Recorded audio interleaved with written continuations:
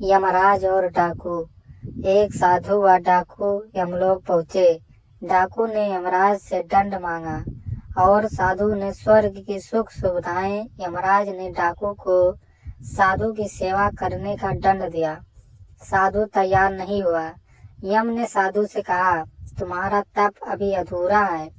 मृत्यु के बाद एक साधु और एक डाकू साथ साथ यमराज के दरबार में पहुंचे। यमराज ने अपने बही खातों में देखा और दोनों से कहा, यदि तुम दोनों अपने बारे में कुछ कहना चाहते हो तो कह सकते हो।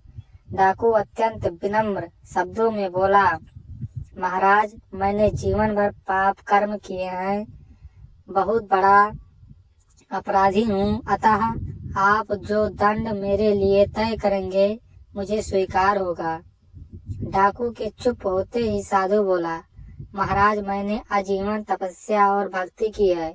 मैं कभी असत्य के मार्ग पर नहीं चला। मैंने सदैव सत्कर्म ही किए हैं। इसलिए आप कृपा कर मेरे लिए स्वर्ग के सुख साधनों का प्रबंध करें। यमराज ने दोनों की इच्छा सुनी और डाकू से कहा, तुम्हें दंड दिया जाता है कि तुम आज से इस साधु की सेवा करो।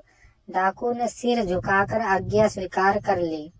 यमराज की यह आज्ञा सुनकर साधु ने आपत्ति करते हुए कहा, महाराज, इस पापी के स्पर्श से मैं अपवित्र हो जाऊंगा। मेरी तपस्या तथा भक्ति का पुण्य निरर्थक हो जाएगा।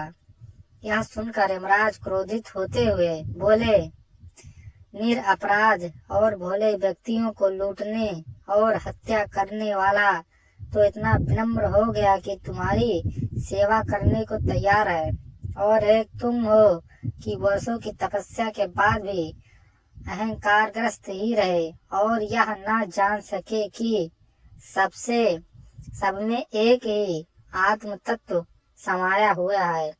तुम्हारी तपस्या अधूरी है, अतः आज से तुम इस डाकू की सेवा करो।